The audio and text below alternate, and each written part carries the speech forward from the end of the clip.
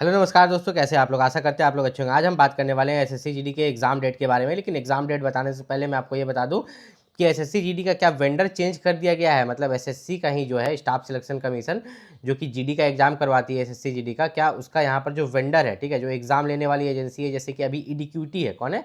ईडीक्यूटी है। तो क्या उसे चेंज करके टीसीएस कर दिया गया है? ये खबर आप देख रहे होंगे यूट्यूब में बहुत ज़्यादा फैल रहा है। तो मैं एक चीज़ बता दूं, हाँ, इस पर बात चल रही है, ठीक है। एसएससी ने इस पर एक नोटिस भी जारी किया है, ठीक है। एसएससी ने इस पर एक नोटिस भी जारी किया है कि वो अपना वेंडर चेंज करना चाहता है, क्योंकि ऑनलाइन जो एग्जाम हो रहे हैं ईडीक्यूटी के द्वारा, उसमें अभी भी फ्रॉड हो रहा है, ठीक है। इसको लेकर पूरा ध्यान दिया जा रहा है कि वेंडर शायद आपका यहाँ पर चेंज हो सकता है, लेकिन अभी चेंज किया नहीं गया है, ठीक है। अभी जो है आपका वेंडर यहाँ पर एसएससी का चेंज नहीं किया गया है। आगे चल के भले चेंज किया जाए, इस पर बात चल रही है। दूसरी बात यहाँ पर बात करें कि आपका जो एसएससी जीडी का एग्जाम है वो कब होगा। तो एसएससी जीडी का जो एग्जाम है, बहुत सारे बड़े बड़े टीचर जैसे गगन प्रताप सर ने यहाँ पर बोला था कि 8 मार्च को होगा। अंदर की खबर है, आपने उनका एक शॉर्ट्स देखा होगा गगन प्रताप सर का, कि 8 मार्च से एसएससी जीडी का एग्जाम होगा।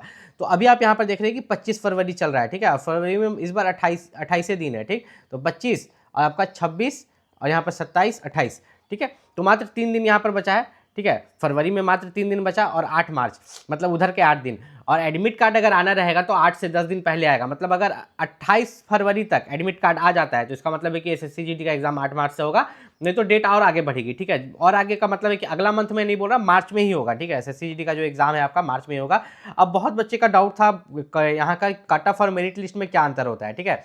यहाँ पर जो है कमेंट आया था कि कट ऑफ और मेरिट लिस्ट में क्या अंतर होता है। देखिए, होता क्या है ना कि मान लीजिए कोई बच्चा है, ठीक है, कोई बच्चा जो एग्जाम देता है, तो एग्जाम में वो जो मार्क्स लाता है, एसएससी जीडी के एग्जाम में वो जो मार्क्स लाता है, 120 मार्क्स लाता है। कितना? 120 नंबर। अब उस जहाँ के लिए वो जिस स्टेट के लिए अप्लाई किया है, जिस कैटेगरी के लिए, वहाँ का कटअप जो जाता है वो जाता है इसका 115। कितना? 115। अरे बड़ी अच्छी बात है, 115 कटअप गया है, बच्चा 120 मार्क्स लाया है।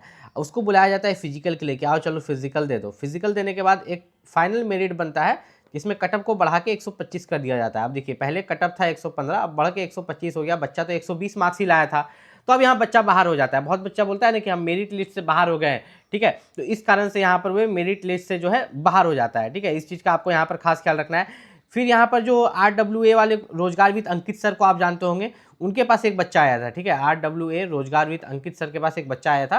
वो जो बच्चा था वो था ओबीसी कैटेगरी का। कौन कैटेगरी का? ओबीसी। आप SC ST भी हैं तब भी इसको आप देख सकते हैं, आपके साथ भी ऐसा हो सकता है, ठीक है। अब यहाँ पर जो है बोला गया था कि फॉर्म अप्लाई का जो लास्ट डेट है, लास्ट डेट से पहले आप SC ST हो या ओबीसी हो, आपको जो है लास्ट डेट, या उसको क्रूशियल डेट भी बोलते हैं, उससे पहले आप अपना कास्ट सर्टिफिकेट बनवा लो। क्या बनवा लो? Caste certificate. लेकिन वो बच्चा नहीं बनवाया था, ठीक है। अब हुआ क्या कि जब लास्ट में जब मेरिट बना, ठीक है, लास्ट में जब मेरिट लिस्ट बना, तो वो तो ओबीसी से सेलेक्ट हुआ। ओबीसी का जो कटअप था, ठीक है, ओबीसी की कटअप की अगर यहाँ पर बात करें तो ओबीसी का कटअप मान के चलो कि 125 था, ठीक।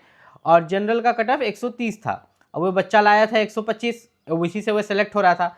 जब डीबी में वो पकड़ा गया कि लास्ट डेट से पहले उसने कास्ट सर्टिफिकेट नहीं बनाया था, ठीक है, लास्ट डेट से पहले ओबीसी हो या SC ST हो, उसने कास्ट सर्टिफिकेट नहीं बनाया था, तो उसे जनरल में फेंक दिया गया।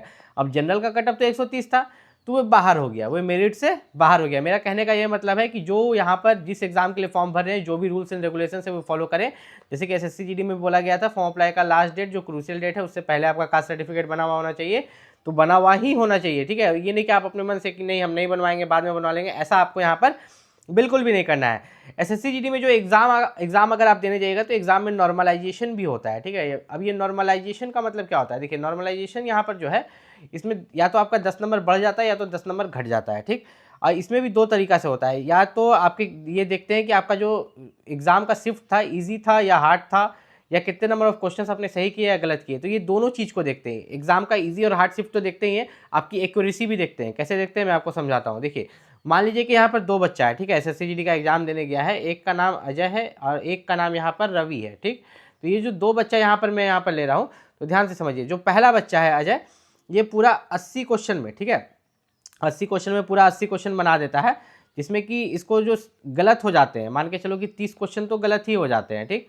तो बच्चे 50 क्वेश्चन, तो 50 क्वेश्चन के इसके कितने मार्क्स हो गए? तो 50 गुना 2 जो हो गए 100 मार्क्स। अब इस 100 मार्क्स में से पहली बात तो इसकी नेगेटिव कट जाएगी, नेगेटिव मार्किंग जो था, ठीक है। उसके अलावा इसको नॉर्मलाइजेशन में ज़्यादा नंबर भी नहीं मिलेगा, आखिरी में चल के 2-3 नंबर मिल जाएगा। अब यहाँ पर जो रवि था, रवि यहाँ पर 80 क्वेश्चन में जो अटेम्प्ट करता है, नंबर ऑफ अटेम्प्ट्स, वो 60 क्वेश्चन को ही करता है, 60 के 60 इसके सही हो जाते हैं। तो 60 गुना 2 कीजिएगा तो 120 मार्क्स हुआ। अब इसको मिलता है नॉर्मलाइजेशन का मार्क्स, जो मैं नॉर्मलाइजेशन का बात कर रहा था, इसे मिल जाता है यहाँ पर मान के चलो 20 नंबर, तो ये हो गया 140 मार्क्स। तो ये 20 नंबर तो फ्री में मिला। कैसे मिला? इसके शिफ्ट को देखते हुए, इसका हार्ड शिफ्ट में एग्जाम पड़ा था और इसने एक्यूरेसी मेंटेन किया था कि 60 अटेम्प्ट किया, 60 सही हो गया। ठीक, तो ये दोनों चीज़ को देखा जाता है। जब मैंने बहुत बच्चों का रिजल्ट देखा तब मुझे ये चीज़ पता चला। ऐसे मुझे भी लगता था कि इजी शिफ्ट और हार्ड शिफ्ट पर ही होता है, लेकिन यहाँ एक्यूरेसी भी ये लोग देखते हैं अपने फॉर्मूला के तहत।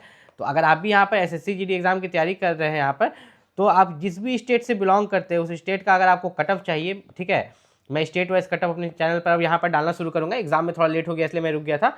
आपको अपने स्टेट का कट ऑफ चाहिए तो अपने स्टेट का नाम नीचे कमेंट। SSC GD का कट ऑफ देखिए हर स्टेट का अलग अलग जाता है, तो आप किस स्टेट से बिलोंग करते हैं उसमें भी मेल और फीमेल का अलग अलग जाता है, ठीक है, और जनरल एरिया नक्सल एरिया का अलग अलग जाता है। तो SSC GD का कट ऑफ मैं प्रिपेयर कर रहा हूँ हर स्टेट का, तो जिस स्टेट का सबसे ज़्यादा कॉमेंट आएगा उस स्टेट का कट ऑफ सबसे पहले मैं इस चैनल पर डालूंगा।